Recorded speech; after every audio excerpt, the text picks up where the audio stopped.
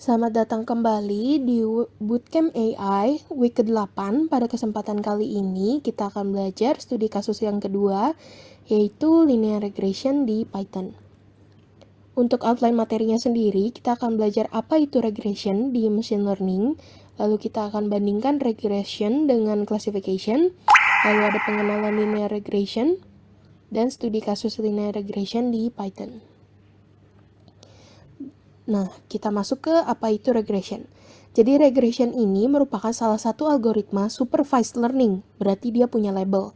Nah, regression ini dapat digunakan untuk jenis kasus yang memerlukan output berupa seberapa pengaruhnya suatu fenomena mempengaruhi yang lain, atau untuk mengetahui bagaimana sih antar variabel tuh keterkaitannya tuh gimana. Nah, contohnya, kita mau nentuin apa dan sejauh mana pengalaman kerja atau gender itu bisa mempengaruhi gaji karyawan.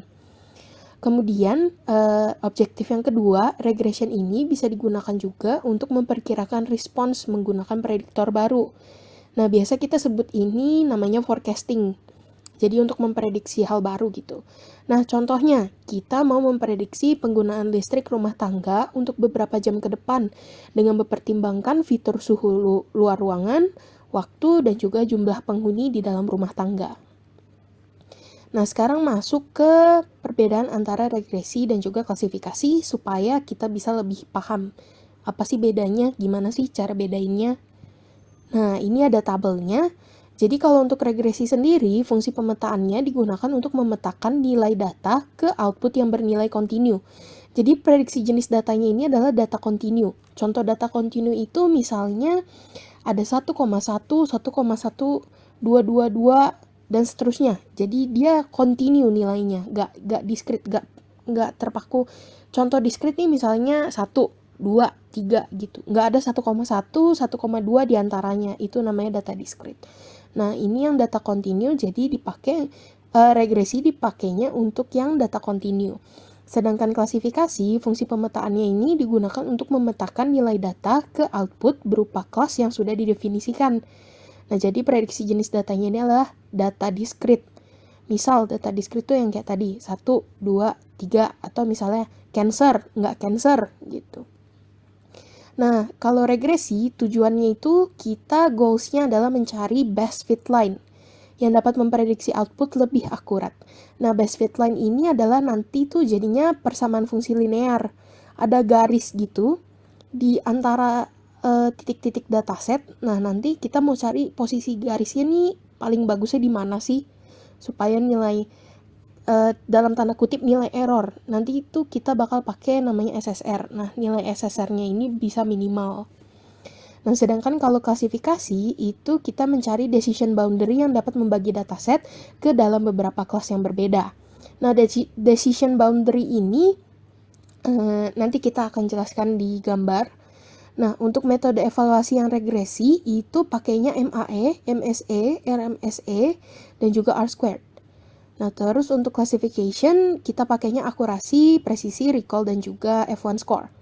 Nah, contoh regresi, misalnya prediksi harga rumah, prediksi cuaca, prediksi gaji, dan lain-lain.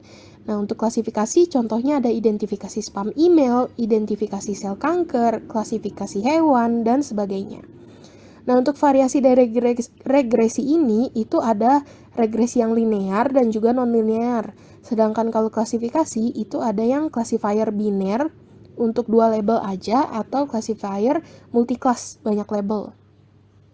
Nah, kalau yang regresi linear, itu tuh seperti namanya ya, linear, berarti garisnya tuh lurus, persamaan fungsinya tuh garisnya lurus. Sedangkan kalau non-linear tuh bisa melengkung-melengkung. Gitu. Nah, ini buat cara bedainnya. Jadi nih, kalau misalnya klasifikasi, kita bikin asumsi. Misalnya di sini banyak data yang hijau. Nah, berarti decision boundary atau area yang di sini sampai garis ini tuh adalah area untuk melabelkan data dengan label warna hijau. Jadi nanti nih, ini kan sebenarnya actual datanya nih labelnya adalah warna yang biru ini kan ya. Nah, nanti tuh prediksinya bakal dianggapnya hijau karena dia masuknya ke decision boundary yang warna hijau. Begitu pula yang di daerah sini. Berarti yang di daerah sini nih untuk data yang warna biru. Berarti yang salah-salah ini nanti dia bakal prediksinya nih sebagai warna biru padahal aslinya tuh hijau kayak gitu. Nah, terus kalau regresi, cara kita lihatnya tuh data ini nggak punya label. Jadi kita nggak tahu nih labelnya dia tuh biru kah atau hijau kah. Ini semuanya tuh merah karena dia nggak ada label. Kita bukan mau cari decision boundary-nya.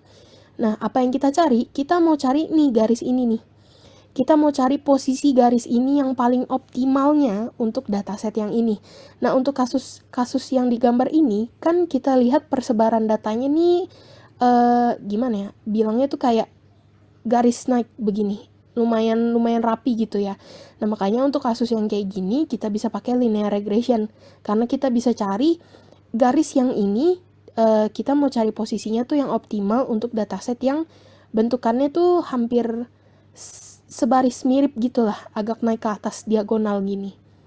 Kecuali kalau misalnya datanya melengkung begini, kalau kita pakainya linear regression, simple linear regression, itu harusnya nanti nggak bakal optimal. Karena contoh nih, misalnya kita pakai garis yang kayak gini, tapi datanya begini.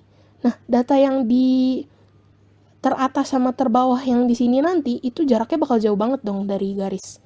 Nah, makanya itu nanti jarak antara prediksi dengan data actualnya tuh bakal jauh banget, jadi nggak bakal optimal, jelek, kayak gitu.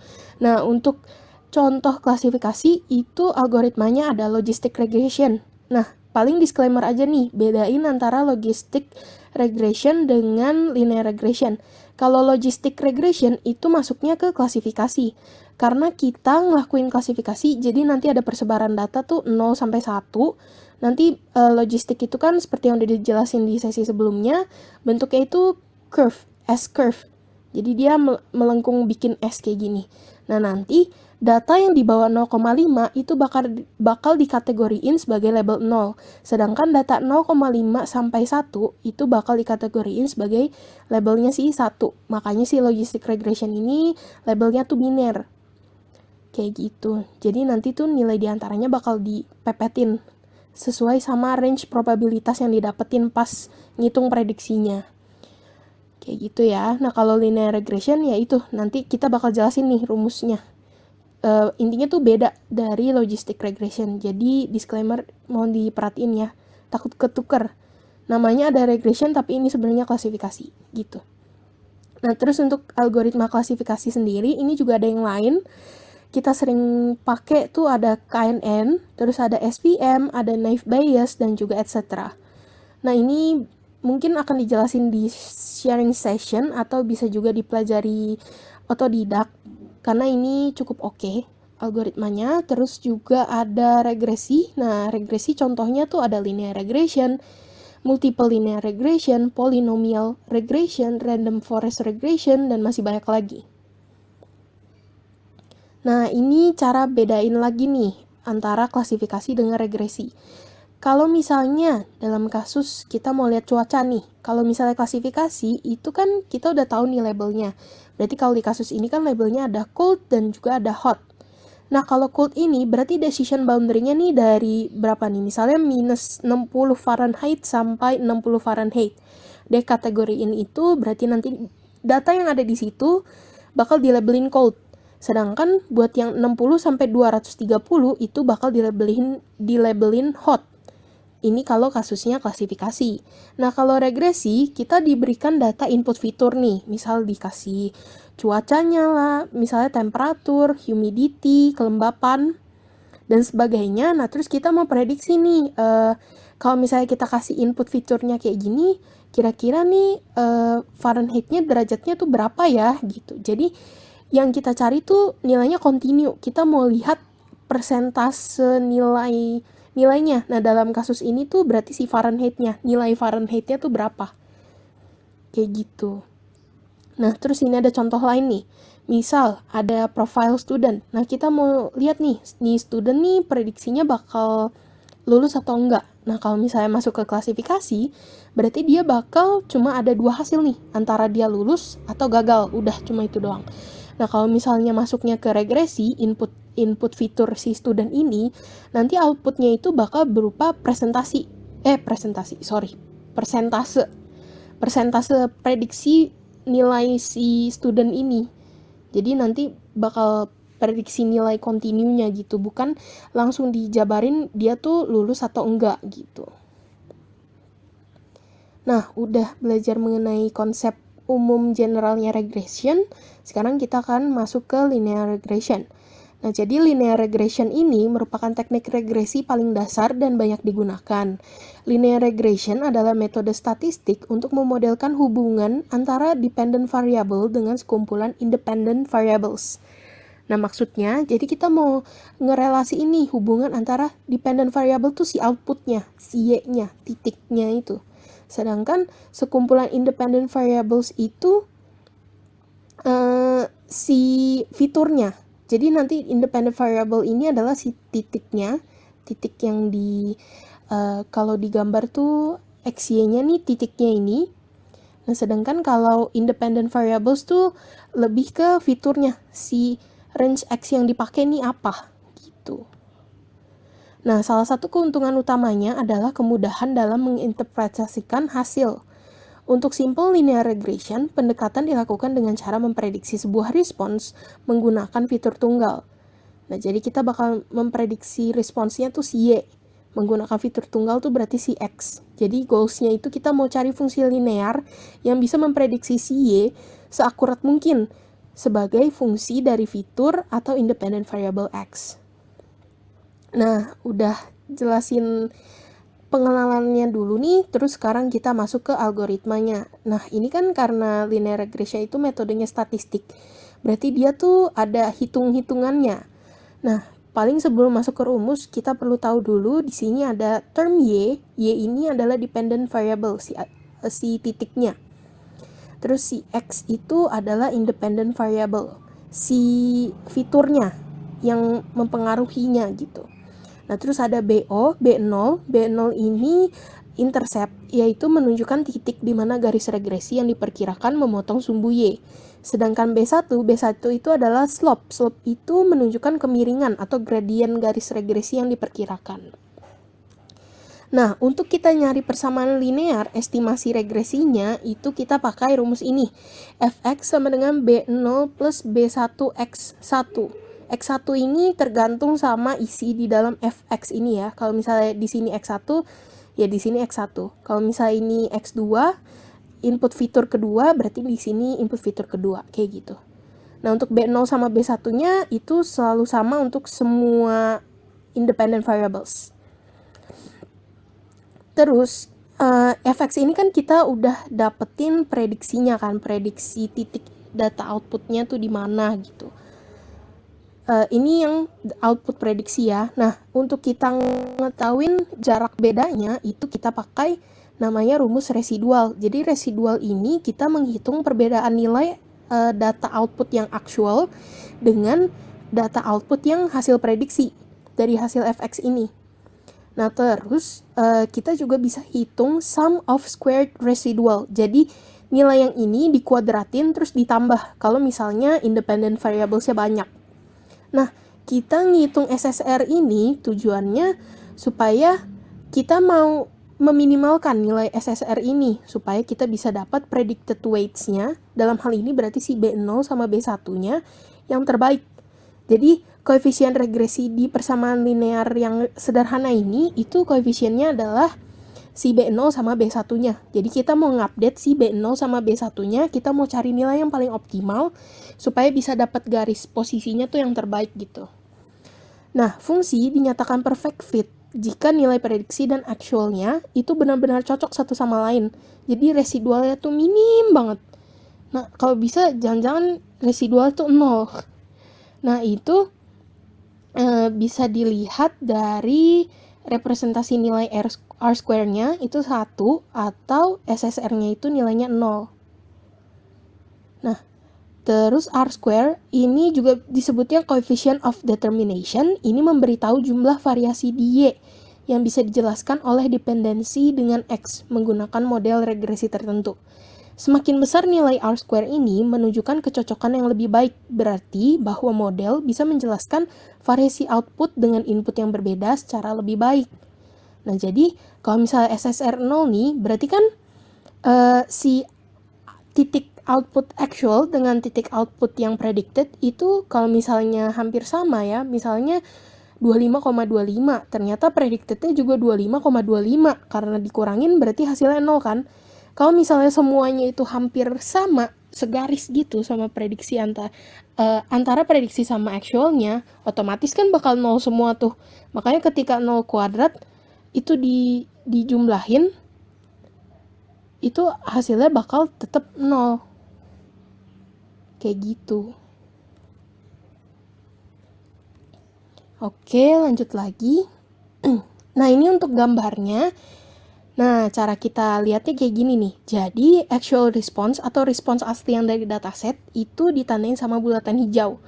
Kalau yang respons hasil prediksi, hasil kita ngitung dari fungsi persamaan fungsi linear ini, itu dikasih dari yang titik-titik merah ini nih.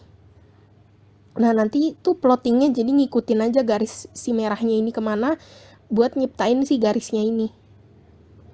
Nah, terus untuk residual itu jaraknya. Ini yang garis putus-putus nih, berarti kita ngitung nih jarak antara si prediksi, nilai prediksi dengan nilai output actualnya. Nah, goals-nya kita mau meminimalkan jarak antara bulatan hijau dengan kotak merah.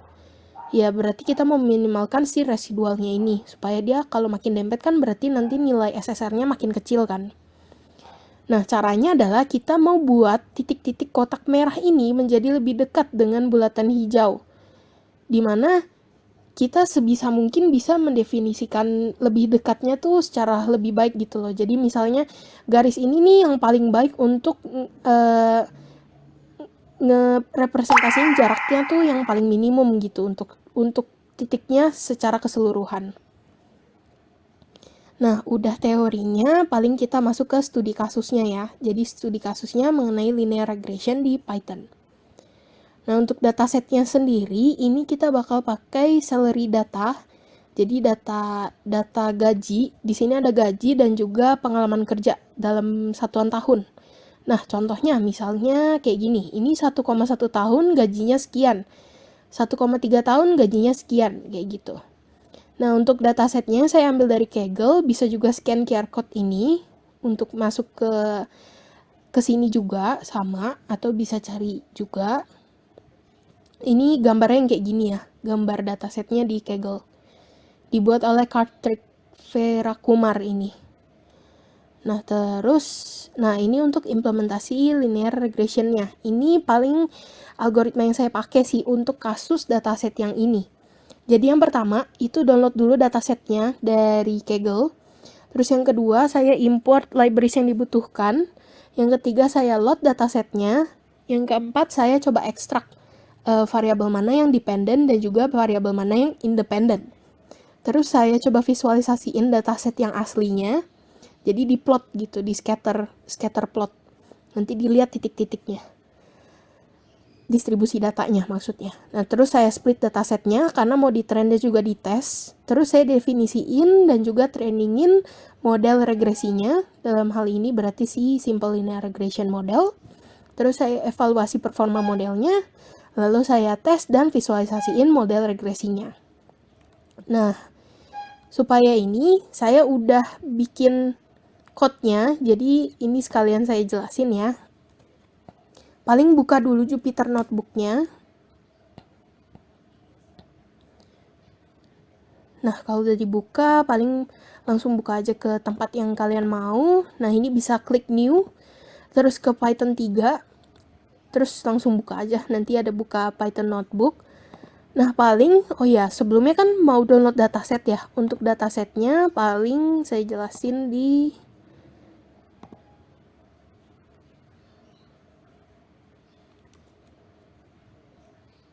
saya buka dulu ininya.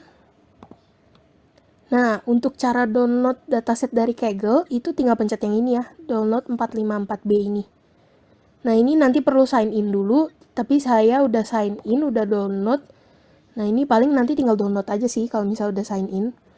Nah, kalau udah download, kalian tinggal taruh aja, terserah mau taruh.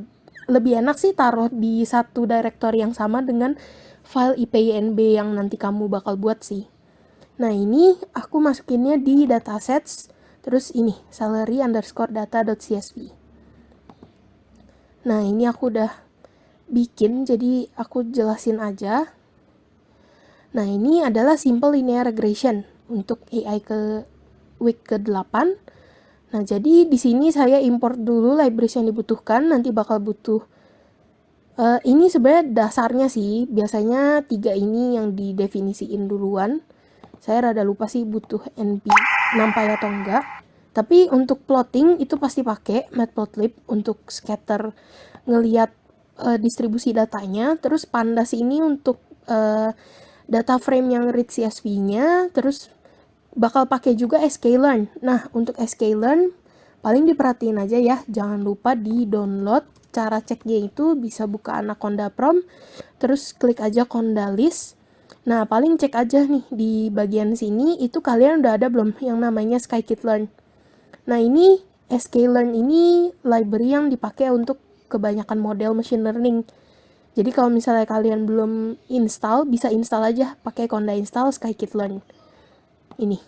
Ikutin namanya sesuai persis kayak gini ya. Nah, terus untuk ini kan model selection, ini bakal pakai trend test split yang udah dijelasin di sesi-sesi sebelumnya. Terus untuk model yang sekarang kita pakainya linear regression. Nah, udah selesai ngimport. Oh, ini paling saya sekalian coba jalanin ulang ya, biar kelihatan bahwa ini memang berjalan dengan baik. Ini saya run. Udah dapat 1. Nah, sekarang masuk ke load dataset. Nah, load dataset di sini kita tinggal read CSV aja. Nah, di dalamnya sini itu ngikutin directory dari current directory filenya. Nah, kalau current directory file kan berarti di sini nih, si documents-c 2021 bootcamp week 8. Nah, kita mau ngakses si file CSV-nya. Nah, karena saya taruhnya di folder, makanya saya define di sini datasets. Ini nama folder yang di sini. Terus dikasih slash, baru nama filenya, karena filenya ada di sini. Kecuali kalau filenya saya taruh di satu directory, nah berarti datasetsnya ini bisa dihilangin aja. Langsung kayak gini. Nah, tapi untuk kasus saya tambahin karena directory-nya ya. Terus ini bisa di print aja. Pakai tinggal tambahin kayak gini, nanti dia auto ke print. Nah, ini kalau kita lihat berarti totalnya ada 30 baris data ya. Kayak gitu. Nah, terus step keempat, kita mau ngekstrak variabel independen sama dependennya dari dataset yang diberikan. Nah, kalau misalnya kita lihat kasusnya kayak gini, berarti yang mau kita prediksi ini si salary-nya kan, berarti kita mau prediksiin si gajinya berdasarkan pengalaman kerjanya dalam satuan tahun. Nah, berarti yang jadi independent variable itu adalah si yang jadi independent variables itu adalah si years experience-nya, karena kita mau ngelihat prediksi gajinya berdasarkan pengalaman tahunnya. Berarti yang membuat si salary-nya ini nilainya berubah-ubah itu adalah si years experience-nya. Input fiturnya adalah si years experience-nya. Nah, makanya ini aku pisahin jadi ke bentuknya X. Nah, X ini adalah si input fiturnya, yaitu si years experience-nya. Nah, ini cara ngambilnya bisa pakai ilog, terus values. Terus untuk Y-nya, Y ini kan berarti dependent variables-nya ya. Berarti variabel yang bergantung pada fiturnya. Nah, variabel yang bergantung pada fiturnya, yaitu si salary-nya. Karena si salary ini bergantung pada fiturnya si years experience. Nah, terus ini juga sama, pakai ilog, terus tinggal values, terus ini aku coba print. Ini tinggal show aja sih, maksudnya tinggal ketik X, Y, nanti dia langsung keluar kayak gini. Nah, ini untuk X-nya udah sama ya, nih ada 1,1, 1,3, sampai 10,5. Sama ya, sampai 10,5, terus ini ada 39, 343, 121, 872. Sama ya, 39, 343. Nah, paling udah kayak gini aja cara misahinnya. Nah, untuk kasus yang kayak gini, aku nggak bakal pakai metode preprocessing yang pakai scalar atau di encode dulu sih, karena kan independent variables ini cuma satu, jadi proporsi nilainya nih nggak ada yang perlu kita sama ratain gitu nilai perbandingannya, makanya nggak perlu pakai scalar sih. Sama kalau misalnya kalian mau tahu statistik datanya, nah ini juga bisa. Misal aku tambahin ya, datasets .describe. Nah ini kalau misalnya kalian mau lihat statistikalnya, itu dia bakal ngitung nih, berarti jumlah datanya ada 30, nilai rata-ratanya, standar deviasinya, minimalnya sampai maksimalnya. Nah itu bisa pakai describe. Nah terus untuk di-extract dependent dan independent variables, ini yang tadi udah, Terus untuk visualisasi data actual ini berarti dataset yang aslinya ya. Nah ini aku pakai matplotlib yang tadi. Nah ini aku pakainya namanya scatter. Aku kasih warna green, terus aku kasih title, X label, Y label, lalu aku show. Nah jadi untuk dataset yang 30 baris tadi, persebaran datanya nih kayak gini nih. Ini sama kan ya, sama kayak contoh-contoh yang tadi di presentasi. Dia tuh datanya gimana bilangnya, kayak sebaris gini, naik ke atas gini, nggak melengkung nyebarnya kemana-mana gitu. Nah kalau model jenis kasus yang kayak gini itu bisa pakai simple linear regression, karena linear regression ini kan kita nyari prediksinya tuh pakai garis yang linear kayak gitu. Nah terus step berikutnya adalah masuk ke split dataset. Nah untuk split dataset sama kayak sesi sebelumnya, nah paling ini aku jelasin ulang ya supaya nggak keliru. Nah untuk datasetnya sendiri, rasionya kali ini aku bakal split rasio trainnya itu 2/3, tesnya itu 1/3. Nah maksudnya itu gimana? Jadi total datasetnya ini kan ada 30 ya. Nah untuk dataset yang frame yang X sama yang Y ini, itu kan bakal dipecah jadi train test sama Y train Y test. Nah, untuk test size-nya ini aku bikin 1/3 dari total dataset. Total dataset ini kan berarti 30 ya. Nah, berarti untuk yang test setnya itu aku bakal ambil 1/3 dari 30 alias 10. Nah, makanya di sini ada keluar shape-nya itu adalah 10. Nah, berarti si train-nya itu adalah sisanya. Berarti 1 dikurang 1/3 alias 2/3. 2/3 dari 30 adalah 20. Jadi kayak gitu ya cara bacanya. Jadi test size ini yang nentuin si ukuran tesnya yang ini. Kalau sisanya yang 1 min 1/3 itu berarti nentuin yang X train sama Y trainnya. Nah untuk random state sendiri ini sebenarnya isinya value-nya bisa bebas sih. Intinya tuh digunain supaya ketika kita ngejalanin ulang code-nya, urutan data yang di split masuk ke X train, X test, Y train, dan Y test tuh selalu sama. Dia nggak shuffling gitu, nggak berubah. Supaya nanti proses trainingnya, testingnya itu nilainya nggak berubah-berubah gitu. Nah, ini masuk ke define, train, dan juga visualize regression model. Untuk dokumentasi modelnya sendiri ada di link yang ini, bisa dicek nanti. Terus, nah di sini aku definisi ini si model regresinya. Nah, karena kita pakai linear regression, makanya aku ambil yang dari sklearn linear model, linear regression. Nah ini kalau misalnya kalian buka nih ada parameter yang lain nih. Nah ini bisa dibaca juga, tapi untuk kasus kali ini pakainya yang biasa aja. Nah terus, di sini aku melakukan training. Nah model sklearn itu enaknya algoritmanya itu udah dibuat, jadi kita bener-bener tinggal pakai doang. Nah metode fit ini metode yang sering didefinisiin sama sklearn untuk kayak ngasih tahu fit ini tuh dipakai untuk nge-training modelnya. Nah, kita tinggal masukin aja X train-nya sama Y train-nya. Nah, ini nanti bakal kesimpan nih di yang regresor ini, karena kita ngefit-nya ke regresor. Jadi nanti hasil trainingnya tuh adanya di regresor. Kayak gitu. Nah, terus kita udah selesai nge-train. Nah, kita mau dapetin garisnya nih. Garis dari hasil trainingnya. Nah, caranya itu adalah pakai yang predict. Nah, berarti dari model ini kita predict, kita kasih X train-nya, Nah, kita dapat FX-nya nih. FX ini adalah titik-titik yang aku balik ke sini. Nah, FX ini adalah titik-titik yang kotak merah. Ini. Nah, itu adalah FX-nya. Kita udah dapetin nih FX-nya. Pasti ini jumlahnya sesuai sama data train.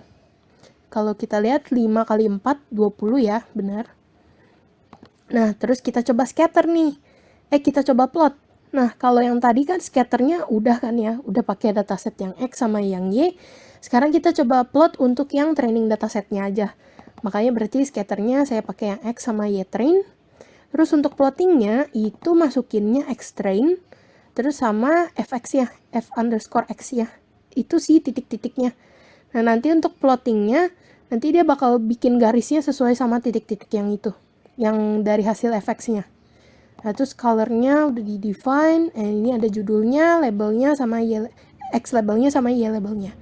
Nah, berarti distribusi dataset yang training sama hasil garis yang diprediksi ini diperoleh dari model linear regression itu kayak gini. Sekarang lanjut ke evaluasi performa modelnya. Nah, jadi ini kalau misalnya kita mau lihat intercept dan juga slope-nya, itu bisa pakai variabel modelnya, terus .intercept underscore sama coefficient underscore indeks yang ke 0. Nah, ini adalah hasil intercept dan slope-nya setelah proses training selesai. Nah, ini hasil akhirnya nih. Nah, jadi fungsi persamaannya itu kan kita taunya B0 plus B1 kali X ya. Nah, B0 itu kan adalah intercept-nya, makanya nanti nilainya kayak gini. Terus B1 itu adalah slope-nya. Nah, B1 ini adalah slope-nya, berarti nilainya yang ini. Nanti tinggal dikali X. Terus untuk ngitung R-square-nya, ini bisa dilihat pakai ini, regressor.score, terus masukin aja datasetnya, X-train dan Y-train. Nah, ini diperoleh hasil, berarti sekitar 0,9381 sekian, berarti 93,81% sekianan. Ini nunjukin fit line-nya, seberapa optimal fit line-nya gitu untuk dataset si trainingnya ini. Nah, terus ini adalah tes dan visual model regresinya. Nah, ini tadi kan garisnya ini kan udah kita peroleh dari proses training kan ya. Nah, berarti untuk tesnya sendiri ini kita tinggal visualisasiin aja. Berarti kan tesnya kita munculin dataset yang tes nih. Dataset yang tes kan berarti ada sekitar 10 ya tadi. Nah, terus untuk plottingan garis merahnya ini sama kayak yang tadi. Berarti pakai X-train sama f_x. Nah, untuk title, label, dan label X dan label Y-nya itu tinggal sesuaiin aja. Nah, jadi persebaran data sama fit line-nya nih begini. Persamaan fungsi regresinya kayak gini. Nah, jadi visualisasinya kayak gini ya untuk yang tes dataset. Nah, terus kita bisa coba cek juga R-square-nya untuk yang tes dataset. Nah, ini diperoleh 0,9749 sekian. Berarti 97,49%-an persentase fit line si fungsi persamaan regresi untuk tes datasetnya. Paling kayak gitu. Nah, ini untuk link code-nya. Ini bisa scan aja di sini atau masuk ke GitHub. Di GitHub ini udah aku masukin datasetnya yang salary underscore data sama file IPYNB-nya. Nah, ini nanti bisa dicek. Terus untuk materi udah sih segitu aja. Paling untuk form kehadiran, ini adalah form kehadirannya, bisa di-scan atau masuk ke link ini. Dan jangan lupa untuk form kehadiran maksimal jam 23.59 hari ini ya. Jadi jangan lupa diisi dan jawab beberapa pertanyaan kecil. Nah, sekian materi untuk Bootcamp AI Week ke-8. Semoga ilmunya bermanfaat dan membantu kalian. Terima kasih.